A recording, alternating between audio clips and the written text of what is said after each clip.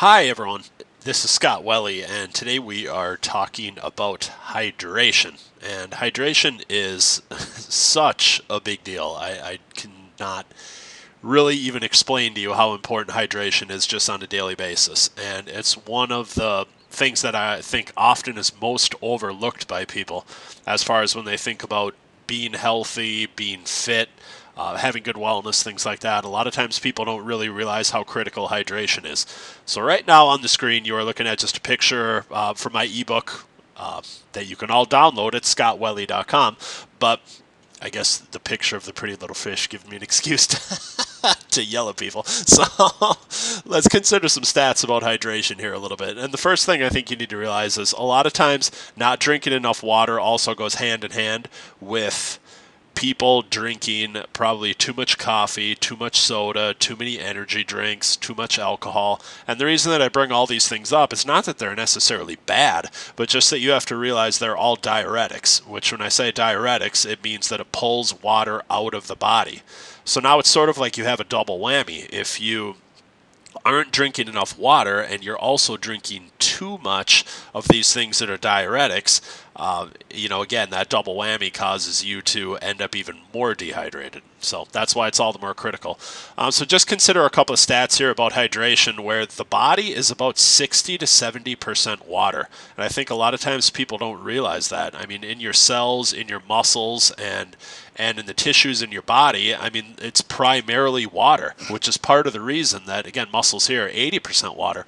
It's part of the reason that just small itty-bitty changes in hydration, not only just from like a performance standpoint if we're talking about athletically, but just a performance standpoint as far as just how you function on an everyday basis. This is why water is such a huge thing. I mean, 1 to 2% being off that way can really be a big deal. So I'm just going to bring up a visual here that I want to show you as far as just hydration and exactly how it works. What am I doing here? Let's see. Let's start this up. Okay, so I know it probably looks like you have a lot going on here, but I'm going to talk you through it. So obviously you've got the heart beating right here.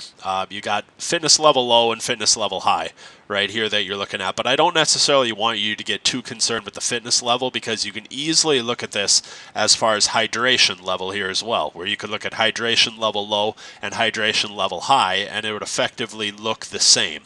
So what you've going on is heart is obviously beating here, and then you've got via the arteries, blood is pumped away from the heart. Okay, and in the blood you have oxygen. O2 is oxygen. That goes out to the working muscles here, and these muscles extract the oxygen that's pumped out through the blood, and then after it's extracted the oxygen, then it pumps carbon dioxide back into the heart, and then that's what we breathe out. So ultimately, that's what's going on inside of your body.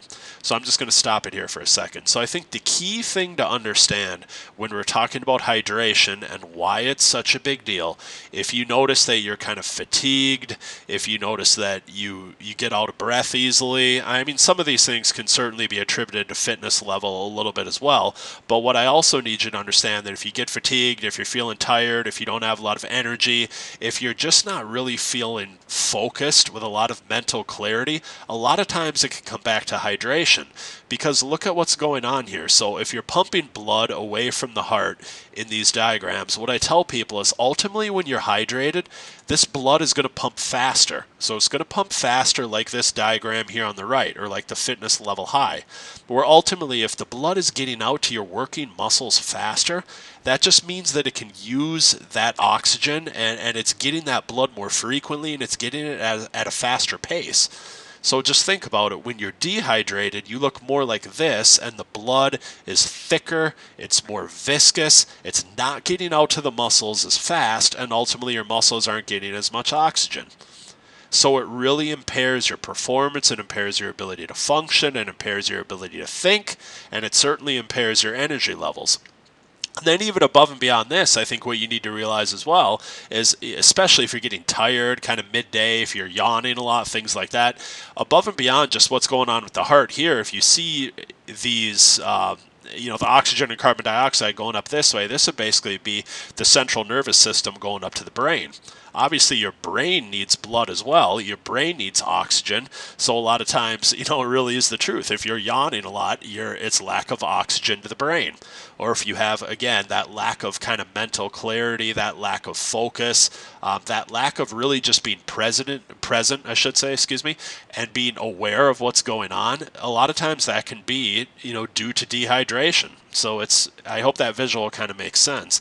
And then let's just go back to here where the starting point that I give every single person is take your body weight here in pounds, cut that number in half or divide it by 2, and that has to be the starting point as far as the ounces of water that you're drinking daily.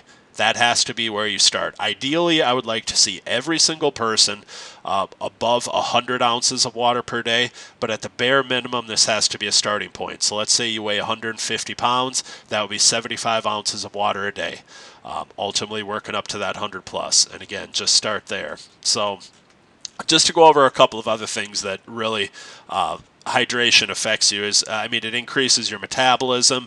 It controls your hunger cravings. The reason for this is a lot of times it controls hunger cravings because sometimes people will mistake thirst for hunger.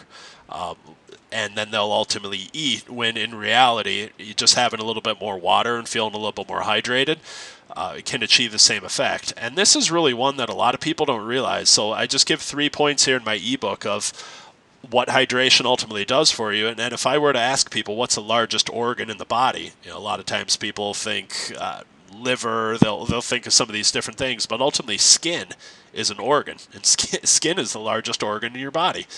And when you're hydrated, when you have enough water in your body, ultimately your wrinkles are going to soften, your baggy eyes are going to tighten up, your skin texture is going to improve, it's going to look healthier, it's going to look more vibrant. And I think a lot of times people don't even realize this. Again, it's one of the detriments to taking in a lot of diuretics and having the water sucked out of your body.